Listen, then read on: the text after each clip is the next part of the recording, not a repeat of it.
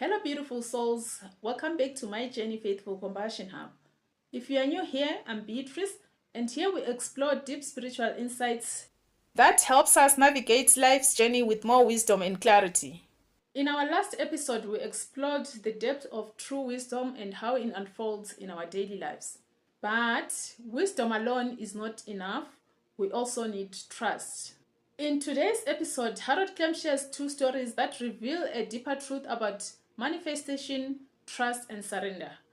So let's dive in and see what we can learn. So that when I say to you, go out and tell people about the teachings of Eckankar, the ground has been prepared. All you need to do is throw some seed on the ground, and nature will take care of the rest. Because when soul hears the music of God, it yearns, it longs for the return to its heavenly home, and nothing will prevent it. Nothing will stand in its way. No family connections,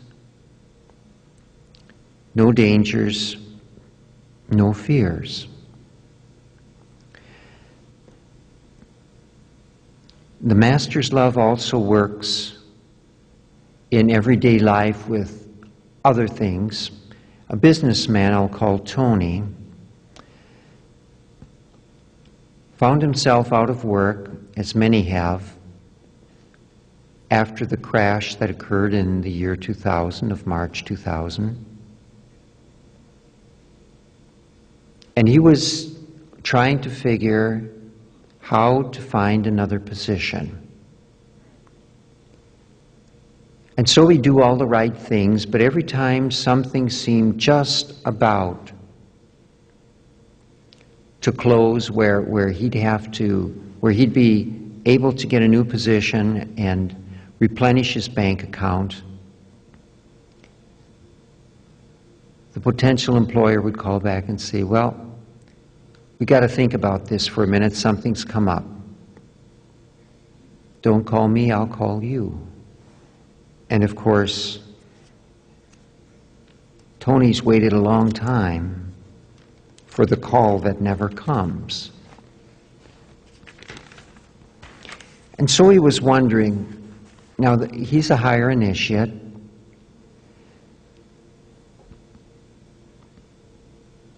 and so he began to work with the law of manifestation. Basically, the law is this: visualize the goal accomplished. See what you want done. See where you would like to be. Imagine the office you would like to be in, all that.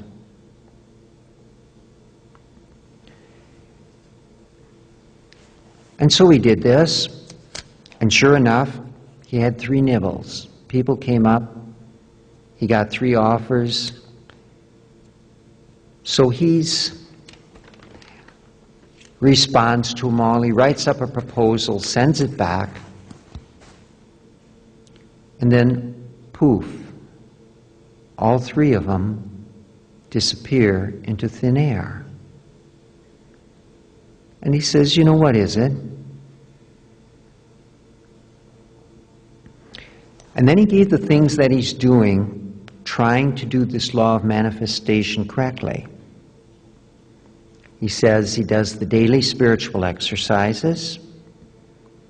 And secondly, he puts his trust in the Mahanta and the Eckankar, or the Holy Spirit, to take care of everything that he needs in his everyday life. And then, to keep things down to earth, he writes the proposal. And then the people come back and they tell him everything's on hold. He said, what am I doing wrong? Am I missing the principle of detachment, of vairag. Is that it? Because every time, he said, every time I turn around, there's the Kal, the negative power, throwing a wrench in the machine, and it all grinds to a stop. And he said, is it fear?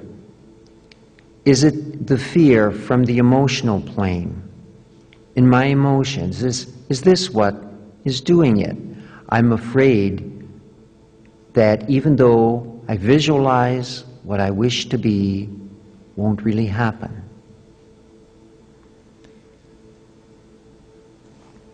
And then he thinks, well, maybe I ought to think of something else. Maybe I ought to think of what should I do? Maybe I should be thinking of the reward more at the end of this. First of all, visualize what I want to be, and then how am I going to treat myself? How about a nice trip to Hawaii? And then he thought up other things, that he should do. But I found in the past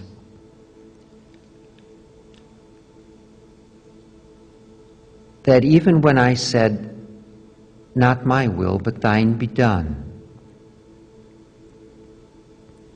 I always had opinions about exactly how the Holy Spirit was to carry out my goal. And Tony too found, he said, every time my bank account gets down to zero, then something opens up. And he said, I know this is the spiritual path, but there must be an easier way to go about it. And I have to agree. And I found the same thing true with myself, that I thought I did the very same thing all the time. But it was funny, as soon as my bank account was reading empty, that something happened. And I think my attitude changed.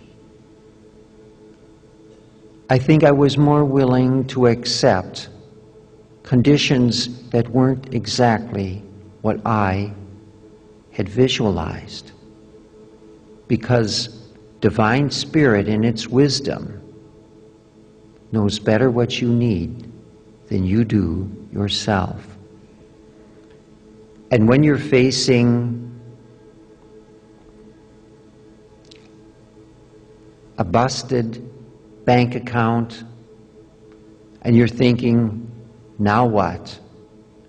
What will this do to my lifestyle? What am I going to do now? It's at this point that you let go. You let go and let God. And at this point it becomes truly not what I will, but what thou wilt. Let it be done. Tony's story teaches us that manifestation is not just about getting what we want, but also aligning with divine timing. Sometimes Spirit delays things because we are either not fully ready or because there's something better in store for us. What I love about this teaching is that Tony, just like many of us, reached a point where he completely surrendered, and that's when things shifted. Sometimes the Mahanta and the Divine Spirit don't just give us what we think we want, but what we truly need. It's about learning to align with that greater wisdom rather than fighting it. Practice this lesson. Instead of just asking for what we want, we should also say, not my will, but thine be done. In many countries, people do not have the freedom of religion as they do, perhaps in your country or in my country. Well, in a certain country, I won't name it, the government is such, and there is an Eckaninitiate there, and the Eckanitiates are not in direct contact with Eckankar in the United States. They're having to work underground. Well, this woman is in her 50s, very poor health. 12 years ago, she contacted a very serious illness, and it was thought that it was her just a matter of a few days or weeks and she'd be gone. But she gave her life over to serve the Mahanta, the inner master. And so every 2 weeks she would hold a satsang class, a class on Ek, very discreetly. And she would always ask the master, is it okay to do this class? And as long as she got an all clear, she would go and do it. But sometimes a warning came, and she would just stop the class. She would shut the class and not hold it for a period of time. And she told the Eckists that wait until I call again, and then we shall have another class. And this is how it's gone the entire time. Well, her illness has caused a whole lot of pain. Her husband died when she was very young. She had a child by then, and the child died at the age of 18. And it was 2 years after this that our Sarah here, she finds that she's got a very serious illness.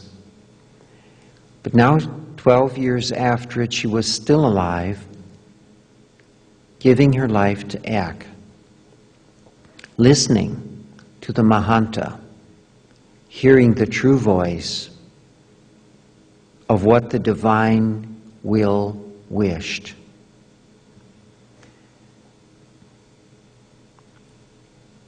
So Sarah was having a hard night once,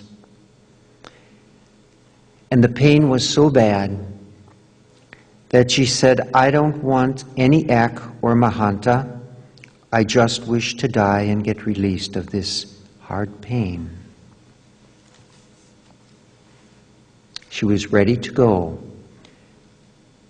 And then the pain let up. This had happened during a night when the Mahanta had come to her. He said, if you can tolerate this night, you'll see success. And then a day later, the pain had subsided greatly. It hasn't gone away completely, but at least she is able to carry on to where she enjoys life.